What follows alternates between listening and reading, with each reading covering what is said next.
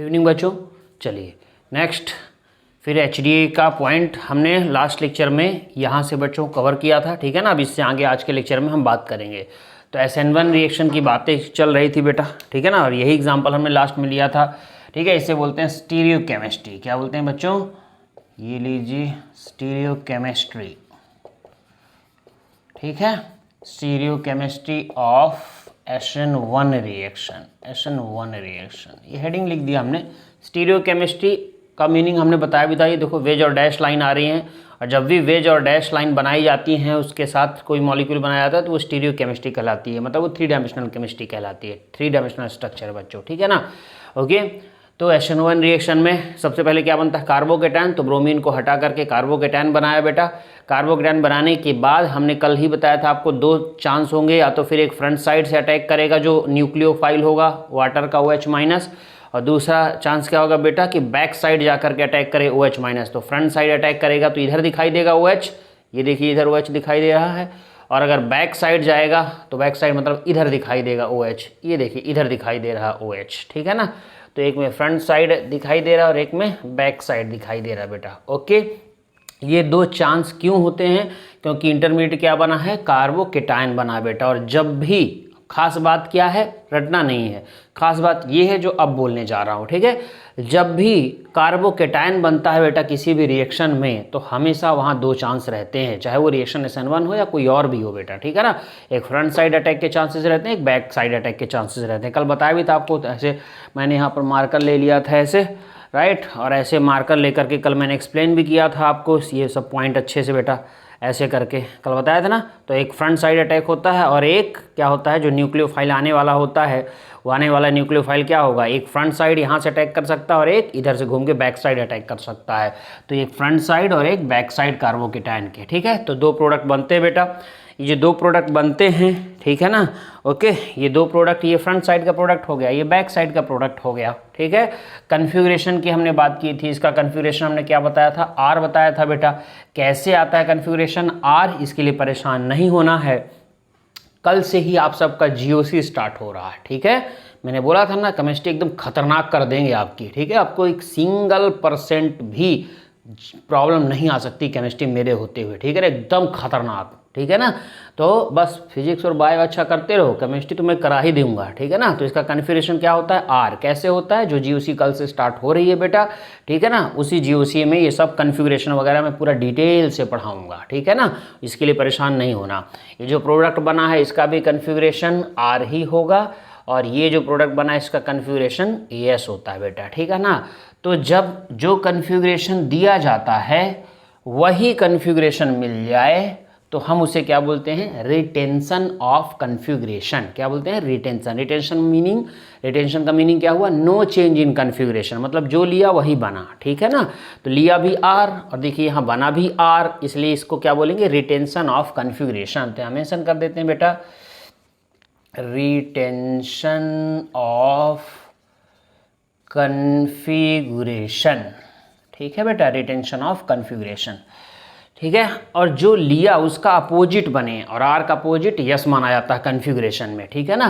तो R लिया है और यहाँ पर क्या बना बेटा? यस बना है, तो R का अपोजिट बना है, इसलिए इसे क्या बोलेंगे? इन्वर्जन, ठीक है ना। इन्वर्जन हो गया, अपोजिट हो गया, तो इन्वर्जन ऑफ कन्फिगरेशन, ठीक है बेटा, इन्वर्जन ऑफ कन्फिगरेशन। ये सब पॉइंट नोट करने हैं आपको अपनी नोट्स में, ठीक है। नोट्स जरूर जरूर जरूर बनाना बेटा, ठीक है ना। अगर कोई बच्चा सिर्फ वीडियो लेक्चर देख रहा है तो परफेक्शन नहीं आएगा आपके अंदर, ठीक है, ये मेरी बात याद रखिएगा। हाँ, थोड़ा सा कष्ट जरूर होता है बेटा कि आप नोट्स बनाओ, लेकिन आज थोड़ा सा कष्ट सहोगे तभी कल आपको सक्सेस मिलेगी ना।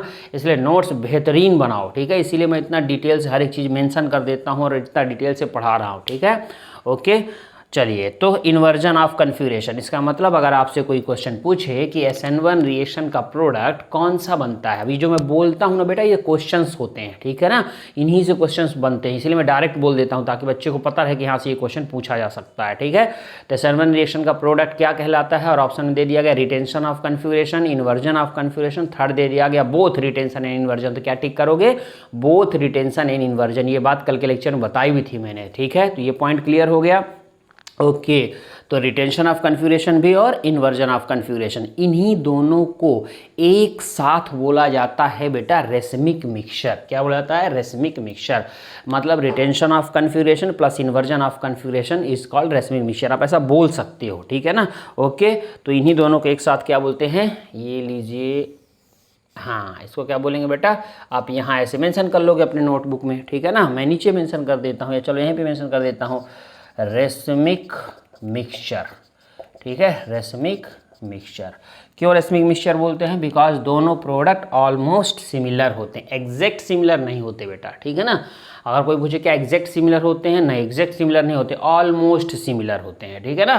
तो ऑलमोस्ट सिमिलर होते हैं इसलिए उनको रेसमिक मिक्सचर बोल देते हैं। क्यों रेसमिक मिक्सचर क्यों बोल देते हैं? बिकॉज अगर एक ज़्यादा बनता तो उसे मेजर प्रोडक्ट बोलते, दूसरा कम बनता उसे माइनर प्रोडक्ट बोलते।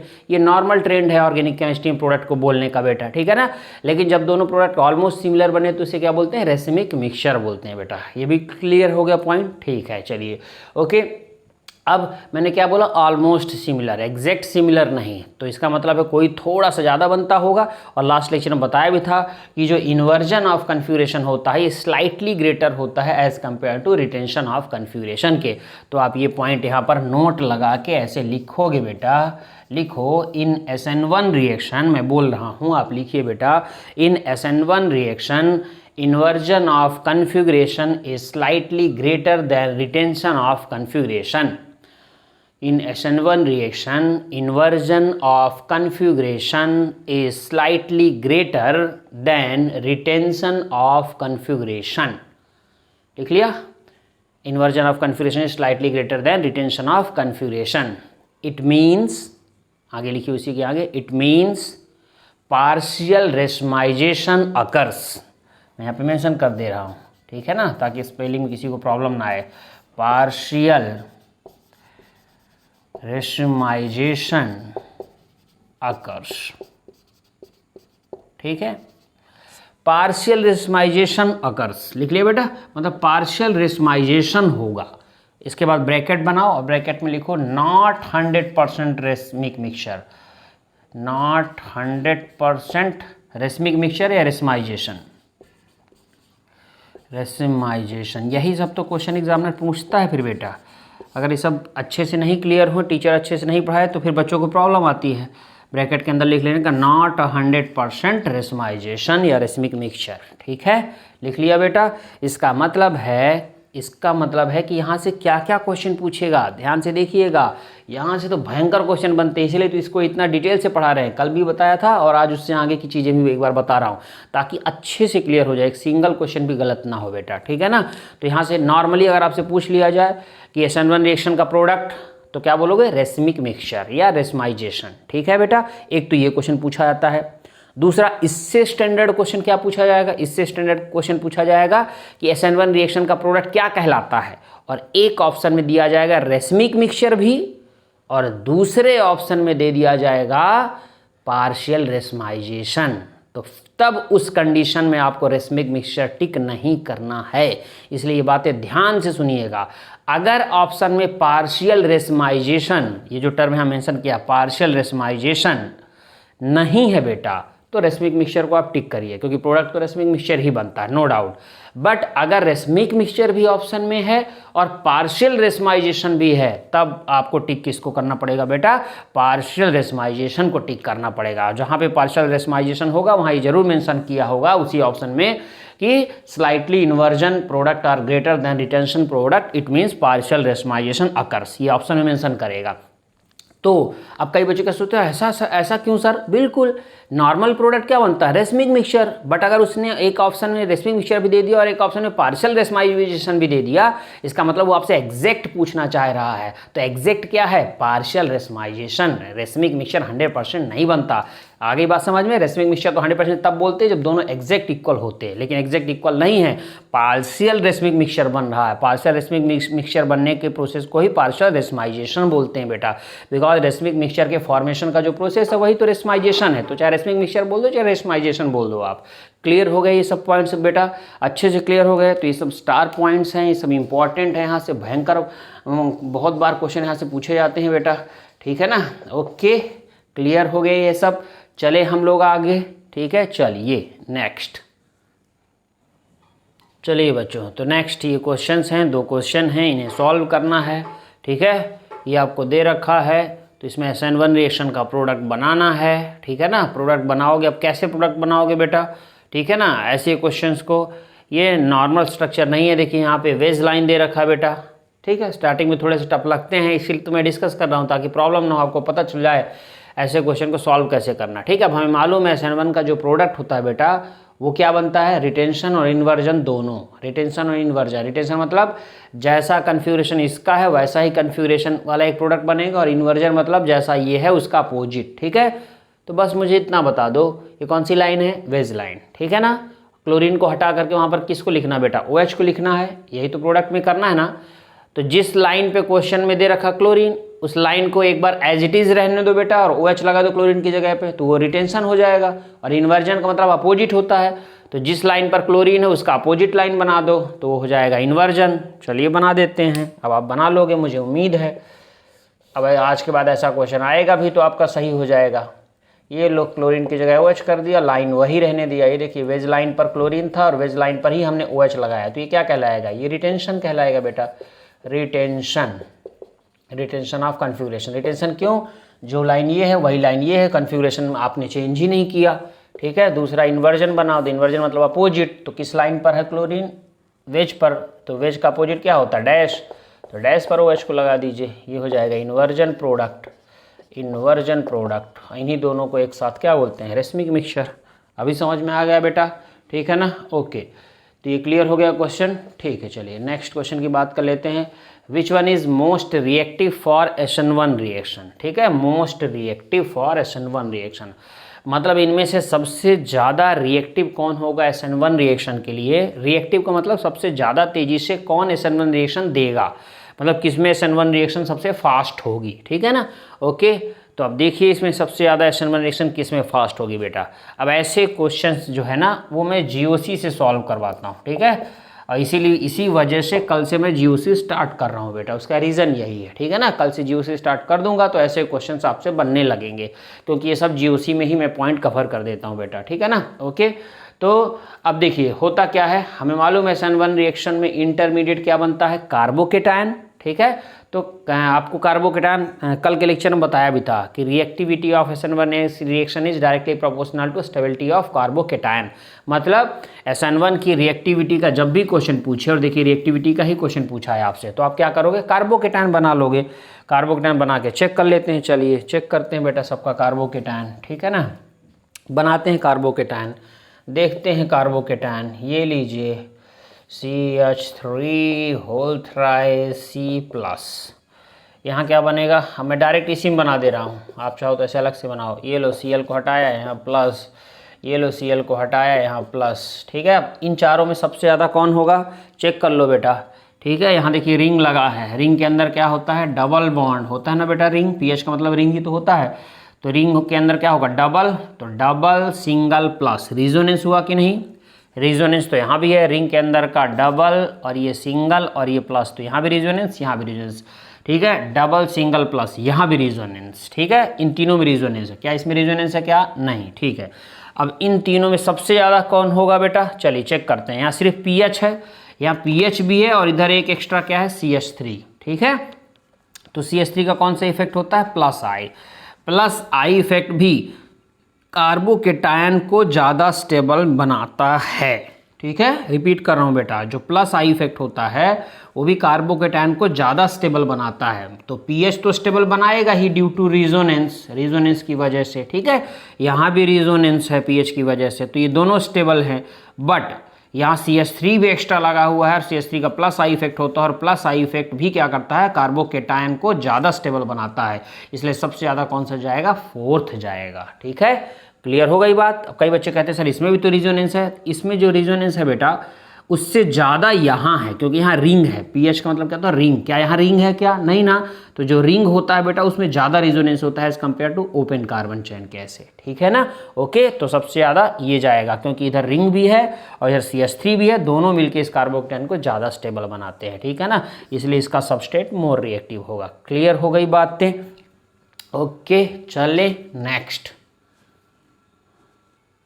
चलिए बच्चों, नेक्स्ट है SN2 रिएक्शन। ठीक है, अब SN2 हम पढ़ रहे हैं तो इसका ये मतलब अभी बिल्कुल नहीं हुआ कि SN1 अभी फिनिश हो गया। ठीक है ना, क्योंकि मैं अपने ही तरीके से पढ़ाता हूँ और जो मेरा टेक्निक है बेटा वो हमेशा इस डायरेक्शन में रहता है कि कन्फ्यूजन जरा सा भी ना आने पाए। ठीक है ना, मैं चाहूँ तो पहले SN1 में जितनी सारी बातें हैं वो सब बता दूँ, फिर SN2 पढ़ाऊँ। ज़्यादातर लोग ऐसा ही करते हैं, बट मैं ऐसा नहीं करता बेटा। ठीक है ना, उसका रीज़न क्या है? उसका रीज़न ये है कि अगर उस टेक्निक से पढ़ते हैं तो बहुत सारे डाउट्स बच्चे के माइंड में रह जाते हैं। ठीक है ना, इस वजह से मैंने जो SN1 का बेसिक है, ठीक है ना, वो बता दिया। SN2 के जो बेसिक्स है वो बताऊँगा, और उसके बाद SN1 और SN2 कैसे पहचानेंगे कि कोई भी मॉलिक्यूल दे दिया गया तो उस मॉलिक्यूल में SN1 के अकॉर्डिंग प्रोडक्ट बनाना है, SN2 के अकॉर्डिंग प्रोडक्ट बनाना है, और क्या क्या इंपॉर्टेंट बातें हैं SN1 SN2 होने के लिए, उन सब की एक साथ बात करेंगे। मतलब SN1 और SN2 दोनों की एक साथ बात करेंगे और उससे सबको नोट भी कराएंगे। ठीक है ना, ओके। तो पहले इसका एक बार जल्दी से बेसिक्स देख लेते हैं। ठीक है, तो SN2 रिएक्शन, ओके। SN2 को क्या बोलते हैं? By molecular nucleophilic substitution reaction. तो आप ब्रैकेट के अंदर यहाँ लिख सकते हो बेटा, by molecular nucleophilic substitution reaction. 2 का मतलब ये बाई, राइट, और 1 था तो क्या बोला था हमने? Mono, right. तो बाई, ठीक है, molecular nucleophilic substitution reaction, okay. ठीक है, चलिए, तो ये हो गया बेटा। अब ये कि SN2 कितने ऑर्डर की रिएक्शन है? सेकेंड ऑर्डर की रिएक्शन है, और स्टेप कितने होते हैं? सिंगल। मतलब कि ध्यान से देखिएगा बेटा, ये सब क्वेश्चंस हैं, यही सब आपसे पूछे जाता है। SN1 में क्या था बेटा? SN1 फर्स्ट ऑर्डर की रिएक्शन थी। अब आप खास बात क्या देखिए ध्यान से, ये जो यहाँ लिखा रहता है ना बेटा, ये ऑर्डर ही रहता है। ठीक है, तो अगर आपसे कोई क्वेश्चन पूछे कि SN2 किस ऑर्डर की रिएक्शन है, तो कुछ करना ही नहीं है, SN2 बोला है ना, मतलब ऑर्डर क्या होगा? सेकेंड। ठीक है ना, SN1 बोला तो यहाँ 1 होगा, तो ऑर्डर क्या हो जाता है? फर्स्ट ऑर्डर हो जाएगा। ठीक है, तो जो यहाँ लिखा जाता है वो ऑर्डर ही रहता है, ओके। ठीक है, कितने स्टेप की रिएक्शन है बेटा? सिंगल स्टेप की रिएक्शन है। तो SN2 सिंगल स्टेप की रिएक्शन है, जबकि SN1 क्या था? 2 स्टेप की रिएक्शन थी ना बेटा, ओके। ये एग्जाम्पल हो गया, और आपसे ऐसे प्रोडक्ट पूछेगा एग्जामिनर। ठीक है, तो अब हम इसका प्रोडक्ट बनाएंगे बेटा। इसका जो प्रोडक्ट बनेगा बेटा वो क्या बनेगा? आप ध्यान से देखिएगा बेटा, प्रोडक्ट इसका कुछ ऐसा बनेगा। हम चाहें तो ऐसे बना दें CH3OH, या फिर हम चाहें तो ऐसा बना दें। देखिएगा ध्यान से। अब आप कहोगे सर क्या फ़र्क पड़ता है, दोनों तो सेम मॉलिक्यूल है। बिल्कुल सही बात है बेटा, ठीक है ना, दोनों सेम मॉलिक्यूल है, बट लिखने का तरीका तो अलग है ना, ओरिएंटेशन अलग है। इससे एक बात पता चल जाएगी, ठीक है ना। हालांकि ये 2 डायमेंशनल स्ट्रक्चर है, क्योंकि सब सेम एक ही तरह के बॉन्ड हैं, कोई वेज और डैश नहीं है बेटा, तो 2 डायमेंशनल में फ़र्क नहीं पड़ता है। ग्रुप को कहीं भी लगा दो, चाहे आप OH को इधर लगाओ, चाहे OH को पहले लिखो, CH3 को बाद में लिखो, कोई फ़र्क नहीं पड़ता, दोनों राइट है। बट अगर 3 डायमेंशनल स्ट्रक्चर हो जाता है तो आपको मालूम है कि फ़र्क पड़ता है कि कौन सा बॉन्ड किधर लगाया गया है, ओके। तो 2 डायमेंशनल कोई फ़र्क नहीं पड़ता, चाहे ऐसे लिखो चाहे ऐसे लिखो, ठीक है ना। अब इसका मीनिंग क्या है, मैंने ऐसा के साथ साथ ये क्यों लिख दिया बेटा, अब आप ध्यान से देखिएगा, ठीक है ना।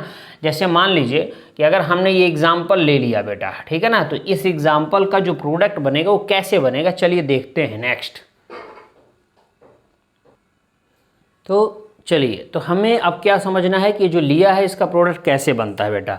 तो हम देखते हैं इसका मैकेनिज़्म, ताकि सारी बातें क्लियर हो जाएं, ठीक है ना। Mechanism, okay. तो इस मॉलिक्यूल को ले लेते हैं बेटा, ये हो गया कार्बन, हाइड्रोजन, हाइड्रोजन, हाइड्रोजन, और ये Cl, ठीक है, ले लिया हमने ये बेटा, ओके।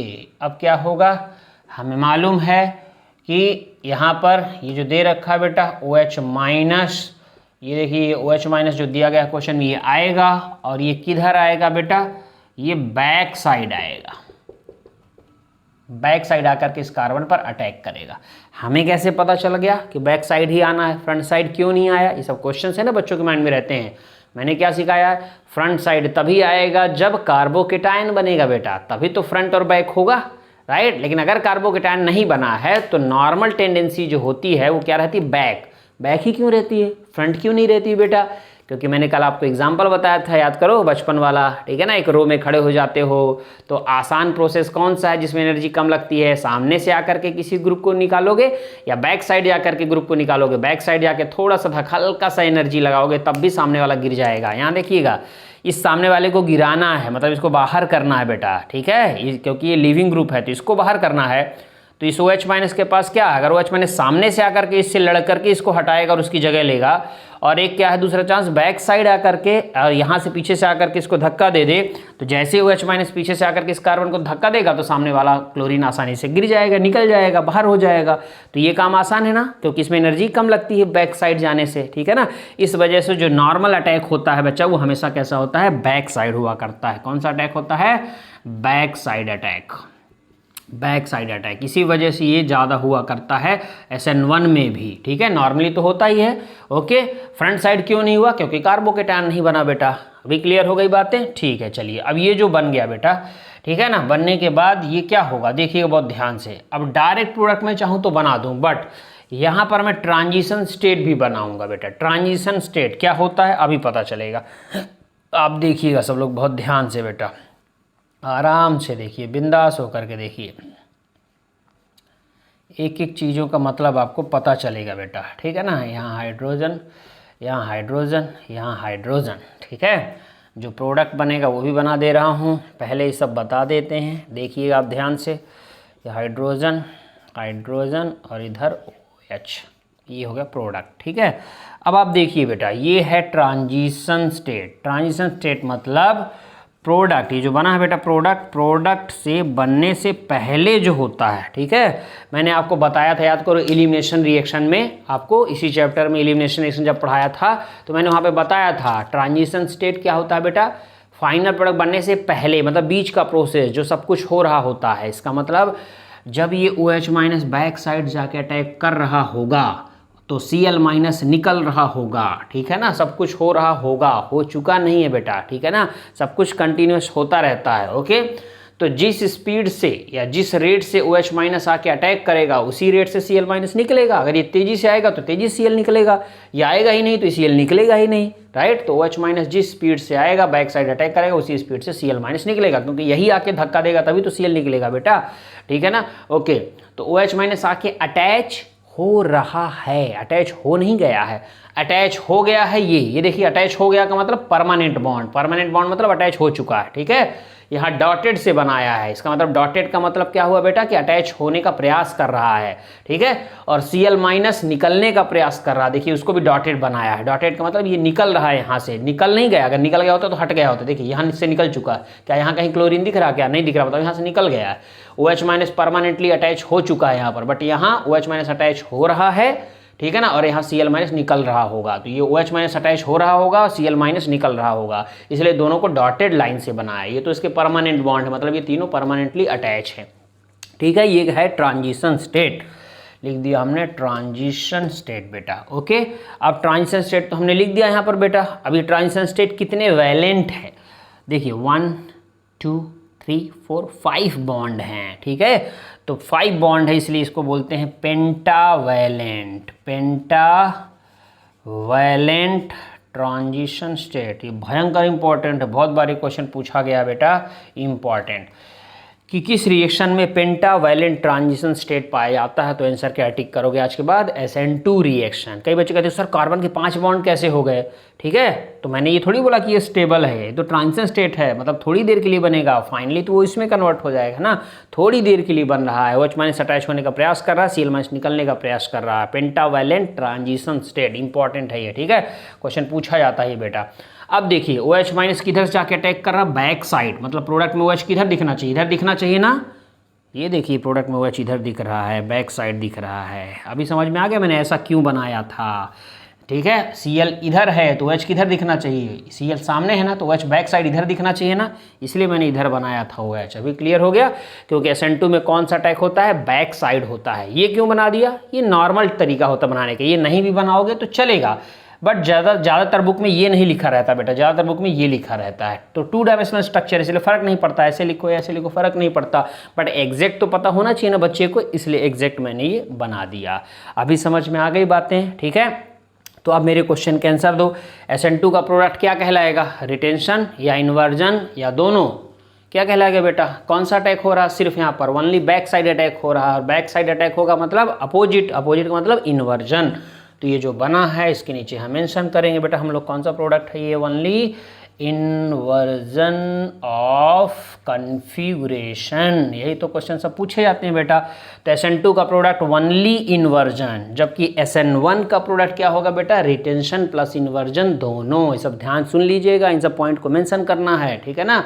तो नीचे यहाँ नोट लगाइए और नीचे ये बातें लिखिए बेटा, लिखिए बेटा, लिखिए। क्या लिखोगे बेटा, यहाँ पर लिखो product of SN2 reaction, product of SN2 reaction is called inversion, product of SN2 reaction is called inversion। Okay, लिख लिया बेटा, ठीक है, क्लियर हो गया ना। तो SN2 में ओनली बैक साइड अटैक होता है, इसलिए प्रोडक्ट क्या कहलाता है, इन्वर्जन कहलाता है। ट्रांजिशन स्टेट कौन सा बनता है, पेंटावैलेंट ट्रांजिशन स्टेट बनता है, ठीक है। क्लियर हो गई बात नहीं ये सब, ठीक है। चलें अब ध्यान से देखिएगा ज़रा। अब किसकी हम बात कर लें बेटा, रेट ऑफ रिएक्शन की बात कर लें। जैसे हमने SN1 में रेट ऑफ रिएक्शन की बात की थी, ठीक है ना। तो ये क्या हो गया बेटा, ये हो गया सबस्ट्रेट और ये क्या है, रिएजेंट। तो देखिए जरा ध्यान से, सबस्ट्रेट और रिएजेंट दोनों का एक साथ यूज हो रहा है और सिंगल स्टेप की रिएक्शन है। ये स्टेप नहीं है बेटा, ये ट्रांजिशन स्टेट है। दो चीज़ें अलग होती है, ट्रांजिशन स्टेट और इंटरमीडिएट अलग होते हैं। SN1 रिएक्शन में इंटरमीडिएट कार्बोकेटायन बना था, लेकिन SN2 रिएक्शन में कोई इंटरमीडिएट कार्बोकेटायन कहीं दिख रहा है क्या बेटा, नहीं दिख रहा है। कई बच्चे कहते हैं ट्रांजिशन स्टेट और इंटरमीडिएट अलग होते हैं बेटा, ठीक है। ट्रांजिशन स्टेट तो दुनिया की हर रिएक्शन में होता है बेटा, राइट। जैसे SN1 रिएक्शन कितने स्टेप की थी, 2 स्टेप की, तो उसके ट्रांजिशन स्टेट भी कितने बनेंगे, 2। जितने स्टेप की रिएक्शन उतने ही ट्रांजिशन स्टेट, ठीक है। SN2 रिएक्शन कितने स्टेप की रिएक्शन है, सिंगल स्टेप की। देखिए सबस्टेट रिएजेंट आके अटैक कर दिया और प्रोडक्ट बना दिया, तो सिंगल स्टेप की रिएक्शन है, इसलिए ट्रांजिशन स्टेट भी कितना होगा, 1। वही ट्रांजिशन स्टेट बना के दिखाया। अगर आप इसको नहीं भी बनाना चाहते हो तो डायरेक्ट प्रोडक्ट बना दो, ठीक है ना। ओके, तो अभी समझ में आ गया ना। तो SN1 रिएक्शन में कितने ट्रांजिशन स्टेट, 2, जितने स्टेप की रिएक्शन। SN2 रिएक्शन कितने स्टेप की रिएक्शन है, सिंगल स्टेप की, इसलिए ट्रांजिशन स्टेट भी एक ही बनता है, ठीक है ना। ओके, क्लियर हो गई ये बातें। तो अब रेट ऑफ रिएक्शन क्या है बेटा, ये सबस्ट्रेट और ये रिएजेंट। देखिए सबस्ट्रेट और रिएजेंट दोनों एक साथ यूज हो रहे हैं बेटा, एक साथ यूज हो रहे हैं। इसका मतलब rate of reaction is directly proportional to concentration of substrate into concentration of reagent, दोनों पे डिपेंड कर रहा है। और जब दोनों पे डिपेंड कर रहा है रेट ऑफ रिएक्शन बेटा, इसका मतलब ऑर्डर क्या आएगा, सेकेंड, क्योंकि दोनों पे डिपेंड कर रहा है, दोनों पे डिपेंड कर रहा, इसलिए दोनों लिया, तो ऑर्डर क्या आएगा, सेकेंड। समझ में आ गई बात। जबकि SN1 में क्या था, SN1 में याद करो, सिर्फ सबस्ट्रेट पहले स्टेप में जिसमें कार्बोकेटायन बना थे बेटा, जो रेट डिटरमाइनिंग स्टेप था, उसमें सिर्फ सबस्ट्रेट का यूज़ हुआ था, रिएजेंट का यूज़ हुआ ही नहीं था, वो तो सेकेंड वाले में हुआ था, ठीक है ना, राइट। तो सिर्फ सबस्ट्रेट था, इसलिए उसका ऑर्डर क्या था, 1 आया था, ठीक है। यहाँ दोनों का यूज़ हो रहा है, इसलिए ऑर्डर क्या आएगा, सेकेंड। तो उस पॉइंट को हम नीचे मेंशन करते हैं, इसको हटा दे पहले हम, फिर यहाँ पे मेंशन कर देते हैं हम। अब देखिएगा ध्यान से, तो ये पॉइंट क्लियर हो गया, सिंगल स्टेप की रिएक्शन ये भी क्लियर हो गया, ऑर्डर क्या आएगा, सेकेंड, वो भी क्लियर हो गया। तो इसको लिख लेते हैं अभी, ठीक है ना। चलिए मैं यहाँ पे लिख देता हूँ, आप सब ध्यान से देखिएगा बेटा। क्या है, रेट ऑफ रिएक्शन की बात करना है, तो आप हेडिंग में लिखोगे रेट ऑफ रिएक्शन, ठीक है। किसका, SN2 रिएक्शन का ही चल रहा है ना, तो लिखिए rate of reaction is directly proportional to concentration of substrate into concentration of reagent, क्योंकि दोनों एक साथ यूज हो रहे हैं। यही रेट डिटरमाइनिंग स्टेप है, RDS, रेट डिटरमाइनिंग स्टेप। और रेट डिटरमाइनिंग मतलब रेट बताने वाला स्टेप में दोनों यूज हो रहे हैं, इसलिए दोनों को लिया, सबस्ट्रेट को भी लिया, रिएजेंट को लिया, ठीक है ना। सबस्ट्रेट की जगह पे ये लिया ना, तो इसको आप लिख दो, क्या लिया, CH3Cl, RX भी लिखा जा सकता है इसे, ठीक है ना। ओके, रिएजेंट क्या लिया, OH-, तो वो भी लिख दो बेटा, ठीक है। दोनों पे डिपेंड कर रहा है रेट ऑफ रिएक्शन, इसलिए ऑर्डर क्या आएगा, इसको हटा दूं मैं।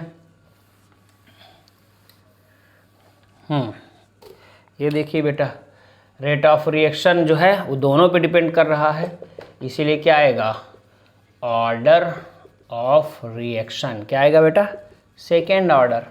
सेकेंड क्यों आया, क्योंकि दोनों पे डिपेंड कर रहा है। क्लियर होगा ये पॉइंट। चलिए नेक्स्ट, चलिए बच्चों नेक्स्ट पॉइंट अब क्या है, रिएक्टिविटी की बात कर ले, ठीक है ना। रिएक्टिविटी की बात हमने की थी SN1 में, तो SN2 में भी कर लें बेटा। रिएक्टिविटी ऑफ SN2 रिएक्शन, ठीक है, हेडिंग हो गया ये। अब SN1 रिएक्शन की रिएक्टिविटी का क्या बताया था, SN1 का आप बताओ, SN2 का मैं बताता हूँ। क्या बताया था SN1 में बेटा, reactivity of SN1 reaction is directly proportional to stability of carbocation, क्योंकि वहाँ कार्बोकेटायन बना था, मतलब उस कार्बोकेटायन जितना ज़्यादा स्टेबल उतना ज़्यादा उसका रिएक्टिविटी रहेगा सबस्ट्रेट का, यही बताया था ना वहाँ पे बेटा। लेकिन SN2 में तो कोई कार्बोकेटायन बना ही नहीं, आपने अभी मैकेनिज्म देखा था, ठीक है ना, कोई इंटरमीडिएट ही नहीं बना, तो कार्बोकेटायन की बात क्या करें, ठीक है ना। ओके, तो जब कोई इंटरमीडिएट ही नहीं बना, कोई कार्बोकेटायन ही नहीं बना, तो रिएक्टिविटी के क्वेश्चन को कैसे सॉल्व करेंगे SN2 के बेटा, सॉल्व करेंगे, ठीक है। कैसे सॉल्व करेंगे ध्यान से देखिएगा, मैं यहाँ पे क्या लिख रहा हूँ बेटा, कंसेप्ट देखिएगा आप, ठीक है ना। ओके, देखिएगा चीज़ें बहुत आसान है, बिल्कुल परेशान नहीं होने का। रिएक्टिविटी ऑफ SN2 रिएक्शन क्या लिख रहा हूँ देखते रहिएगा आप ध्यान से। ये देखिए बच्चों क्या लिख दिया मैंने बेटा, reactivity of SN2 reaction is inversely proportional to steric hindrance. क्या लिख दिया बेटा, reactivity of SN2 reaction is inversely proportional to steric hindrance, steric hindrance के इनवर्सली प्रोपोर्शनल। अब स्टेरिक हिंड्रेंस का सिंपल सा मतलब क्या होता है बेटा, जिससे आपसे इजीली क्वेश्चन सॉल्व हो जाएं, ठीक है ना। अगर कोई छोटा साइज होगा, छोटा साइज, तो उसका स्टेरिक हिंड्रेंस बहुत कम होता है, ना के बराबर, और अगर बड़ा साइज है तो उसका स्टेरिक हिंड्रेंस ज़्यादा होता है, मतलब हिंडर करता है, घेरता है चारों तरफ से, किसी को कैप्चर कर लेता है, ठीक है ना। ओके, तो छोटा साइज अगर होगा तो स्टेरिक हिंड्रेंस कम होगा, स्टेरिक हिंड्रेंस कम होगा तो रिएक्टिविटी ज़्यादा होगी, क्योंकि रिलेशन अपोजिट है दोनों का, इन्वर्सली प्रोपोर्शनल है, ठीक है ना। तो स्टेरिक हिंड्रेंस कम या ज़्यादा कब लगता है पता चल गया, किसी का बड़ा साइज है, बड़े साइज का स्ट्रक्चर है तो उसका स्टेरिक हिंड्रेंस ज़्यादा, स्टेरिक हिंड्रेंस ज़्यादा तो रिएक्टिविटी SN2 की कम, क्योंकि रिएक्टिविटी और स्टेरिक हिंड्रेंस इन्वर्सली प्रोपोर्शनल है बेटा, ठीक है। समझ में आ गई बातें। तो क्या हम ऐसा डायरेक्ट बोल दें कि जितना छोटे से छोटा मॉलिक्यूल होगा उतना ज़्यादा वो रिएक्टिव होगा फॉर SN2 रिएक्शन। क्लियर हो गया बेटा, रिपीट कर रहा हूँ, जितना छोटा मॉलिक्यूल होता है उतना ज़्यादा रिएक्टिव होता है, किसके लिए, SN2 रिएक्शन के लिए। आप चाहो तो ये पॉइंट लिख भी सकते हो बेटा, मैं तो इसका मीनिंग समझा रहा हूँ, बट आप में से क्वेश्चन सॉल्व ताकि ईजिली हो जाए तो आप इसको नोट कर सकते हो बेटा, ठीक है ना, ताकि किसी बच्चे को प्रॉब्लम ना आए। तो ऐसे लिख लेना है यहाँ पर, ठीक है। Smaller molecule means more reactive for SN2 reaction, ऐसे लिख लिया करो, लिखो smaller molecule it means more reactive for SN2 reaction, जरूर मेंशन करना इस पॉइंट को बेटा, smaller molecule means more reactive for SN2 reaction, ठीक है। छोटा मॉलिक्यूल होगा तो मोर रिएक्टिव होगा SN2 रिएक्शन के। चलिए इसका एग्जांपल देख लेते हैं बेटा, क्वेश्चन कर लेते हैं। चलिए बच्चों, तो अभी इस पॉइंट से क्वेश्चन सॉल्व करने हैं ना, ठीक है। लीजिए, एक ये स्ट्रक्चर दे दिया बेटा, ठीक है ना, दूसरा दे दिया मैंने CH3 H और Cl, ठीक है। नेक्स्ट दे दिया मैंने यहाँ भी CH3, यहाँ भी CH3, यहाँ H और यहाँ पर Cl, और नेक्स्ट दे दिया तीनों पे CH3। अब देखो, अब आपके लिए ऐसे क्वेश्चन बहुत इजी लग रहे होंगे क्योंकि मैंने कंसेप्ट सिखा दिया। अभी क्या बताया, इसका मीनिंग क्या है बेटा, जितना छोटा मॉलिक्यूल होगा उतना मोर रिएक्टिव होगा SN2 रिएक्शन के लिए, या इसका अपोजिट भी बोल सकते हो, बड़ा मॉलिक्यूल होगा तो कम देगा SN2 रिएक्शन, लेस रिएक्टिव। छोटा मॉलिक्यूल देखो कौन सा है बेटा, सबसे छोटा कौन सा, ये, क्योंकि यहाँ कौन है, तीनों जगह पर हाइड्रोजन, और हाइड्रोजन का साइज़ क्या होता है, छोटा। यहाँ एक CH3 आ गया, थोड़ा बढ़ गया, यहाँ दो CH3 हैं और बढ़ गया साइज़, यहाँ देखिए तीन CH3 हैं, तो सबसे बड़ा साइज़ यहाँ पर होगा बेटा। तो जितना छोटा मॉलिक्यूल होगा उतना SN2 रिएक्शन वो ज़्यादा देगा, मतलब सबसे ज़्यादा कौन देगा, ये, उसके बाद ये, फिर ये 2 CH3 और सबसे कम ये, क्योंकि तीन CH3 लगे हैं, सबसे बड़ा साइज़ होगा इसलिए सबसे कम देगा SN2 रिएक्शन। क्लियर हो गया बेटा। तो इस कंसेप्ट का पता चल गया ना क्वेश्चन कैसे आते हैं, ठीक है। नेक्स्ट, अगर रिएक्टिविटी ऑर्डर ही आपसे पूछ ले, इसमें पूछ ले बेटा RI RBr, ठीक है, RCl और RF में, ये आपको मैंने SN1 में भी करवाया था, ठीक है, याद आया, SN1 में भी इसका बताया था। और जब SN1 में बताया था, एलिमिनेशन में भी बताया था, तभी बोला था कि ये ऑर्डर हमेशा सबके लिए सेम ही रहता है, किसी भी दुनिया के रिएक्शन के लिए आ जाए, ठीक है ना, यही ऑर्डर रहता है। नहीं तो बच्चे गलती क्या करते हैं, बच्चे SN1 SN2 को अपोजिट समझते हैं, ठीक है ना। SN1 का तो यही ऑर्डर बताया था, तो SN2 का वो अपोजिट कर देते हैं, इसको सबसे ज़्यादा बोलने लगते हैं, ठीक है ना। तो ये ऑर्डर हमेशा यही रहता है बेटा, क्यों, क्योंकि साइज़ का डिफरेंस रहता है, R का साइज़ छोटा, आयोडीन का साइज़ बहुत बड़ा, छोटा और बड़ा है, आसानी से बॉन्ड टूट जाता है बेटा, इसलिए मोर रिएक्टिव होता है। तो RI आयोडीन वाला ही सबसे ज़्यादा हो, चाहे रिएक्शन कोई सी भी हो ऑर्गेनिक केमिस्ट्री में बेटा। क्लियर हो गया ये सब पॉइंट, ठीक है। अब जो इसमें SN2 में प्रोडक्ट बनता है बेटा, वो कौन सा प्रोडक्ट बनता है, अभी थोड़ी देर पहले क्या बताया था, बैक साइड अटैक होता है। बैक साइड अटैक होता है तो ओनली इन्वर्जन प्रोडक्ट बनेगा, उसको कभी कभी वाल्डेन इन्वर्जन भी बोल देते हैं। कौन सा inversion, Walden, WALDEN, Walden scientist का नाम है, कुछ और नहीं है, क्योंकि इन्हीं साइंटिस्ट ने सबसे पहली बार वो एक्सपेरिमेंट किया था और बताया था कि प्रोडक्ट क्या होता है, बैक साइड अटैक होता है SN2 में, मतलब प्रोडक्ट इन्वर्जन प्रोडक्ट बनता है, ठीक है। तो उन्होंने अपना नाम दे दिया, बोल दिया वाल्डेन इन्वर्जन बोलेंगे आज के बाद दुनिया में इसे, ठीक है ना। जैसे इन फ्यूचर अगर आप कोई एक्सपेरिमेंट करोगे बेटा और आप कोई अच्छा सा एक्सपेरिमेंट कर में सक्सेस हो जाओगे तो आप अपने नाम से उस चीज़ को चला सकते हो। तो वाल्डेन ने भी वही काम करते हैं, कोई बहुत बड़ी बात नहीं है। तो चाहो तो ये पॉइंट लिख सकते हो कि product of SN2 reaction is called Walden inversion, या सिर्फ इन्वर्जन भी आप बोल सकते हो। आ गई बातें समझ में, क्लियर हो गया ये सब पॉइंट बेटा अच्छे से सबको, ठीक है ना। ओके, आज के लेक्चर के लिए इतना ही, बट एक बात ध्यान सुनिएगा बेटा, ठीक है ना। आज आपको सिर्फ इसी का लेक्चर मिलेगा, बट कल से आपके 3 लेक्चर शुरू हो रहे हैं, ठीक है ना। कौन कौन सा, ये HDA हाइड्रोकार्बन तो चल ही रहा बेटा, और GOC के भी कल से आपको लेक्चर मिलेंगे। तो कल से कितने लेक्चर मिलेंगे आपको बेटा, 3 लेक्चर मिला करेंगे, ठीक है ना। ओके, लेकिन आप अच्छे से पढ़ते रहिए और डेली का डेली ये सब लेक्चर देखा करिए और डेली नोट कीजिए अच्छे से, ठीक है ना। ताकि कई बच्चे ऐसा करते हैं आज का लेक्चर नहीं देखते, उसे 2 दिन बाद देखते हैं, ठीक है ना। ऐसा मत करो, ऐसी गलती करोगे तो आपके अंदर परफेक्शन नहीं आएगा, आपसे क्वेश्चन सॉल्व फिर नहीं होंगे बेटा। बात भी मत कहना कि मुझसे क्वेश्चन सॉल्व नहीं हो रहे हैं, क्योंकि अगर आपको केमिस्ट्री में परफेक्शन चाहिए तो जैसा मैं बोलता हूँ वैसा एज इट इज़ करते चलो, देखना धीरे धीरे करके आपका ग्राफ बढ़ेगा। मैं ये नहीं बोलूँगा कि एक ही दिन में आपको सारा कुछ आने लगेगा, मैं ऐसा बिल्कुल नहीं बोलता बेटा, बट हर लेक्चर के बाद आपका एक कॉन्फिडेंस अलग होगा बेटा, ठीक है ना। और उसके बाद धीरे धीरे कॉन्फिडेंस बढ़ते बढ़ते जब ये टॉपिक जैसे फिनिश कर दूंगा पूरा HDA फिनिश, उसके बाद आप देखोगे कोई भी बुक उठाओगे मोस्ट ऑफ द क्वेश्चन आपसे सॉल्व होंगे बेटा। तो ऐसे करके कॉन्फिडेंस बढ़ते चले जाते हैं, ठीक है। तो तब तक अच्छे से पढ़ते रहिए, बिंदास रहिए, मुस्कुराते रहिए बच्चों। ओके, थैंक यू बच्चों।